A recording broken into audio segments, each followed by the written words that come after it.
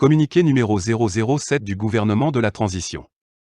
Le gouvernement de la République du Mali a appris avec stupéfaction les sanctions économiques et financières prises à l'encontre du Mali à l'issue des sommets extraordinaires de la Communauté économique des États de l'Afrique de l'Ouest, CEDEAO, et de l'Union économique et monétaire ouest-africaine, UEMOA, tenus le 9 janvier 2022 à Accra, en République du Ghana. Ces mesures contrastent avec les efforts fournis par le gouvernement et sa disponibilité au dialogue en vue de trouver un compromis avec la CEDEAO sur le chronogramme des élections au Mali.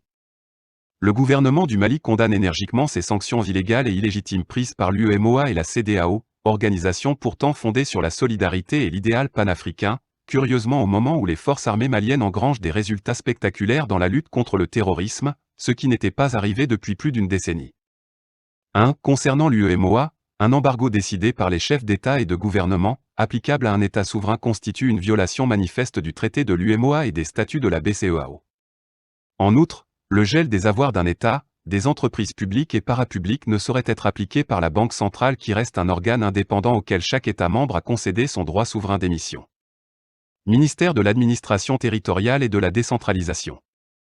République du Mali, un peuple, un but, une foi. 2. Concernant la CEDEAO, le gouvernement dénonce et rejette les décisions suivantes qui ne sont fondées sur aucun texte communautaire. 1. La fermeture des frontières terrestres et aériennes entre les pays de la CEDEAO et le Mali. 2. La suspension des transactions commerciales entre les pays de la CEDEAO et le Mali, le gel des avoirs de la République du Mali dans les banques centrales de la CEDEAO, le gel des avoirs de l'État malien et des entreprises publiques et parapubliques dans les banques commerciales des pays de la CEDEAO. Le gouvernement du Mali regrette que des organisations sous-régionales ouest-africaines se fassent instrumentaliser par des puissances extra-régionales aux desseins inavoués. Dans les heures à venir, le gouvernement du Mali prendra toutes les mesures nécessaires en vue de riposter à ces sanctions malencontreuses. Le gouvernement du Mali déplore le caractère inhumain de ces mesures qui viennent affecter les populations déjà durement éprouvées par la crise sécuritaire et la crise sanitaire, notamment celle de la Covid-19. Le gouvernement du Mali invite les populations au calme et à la retenue.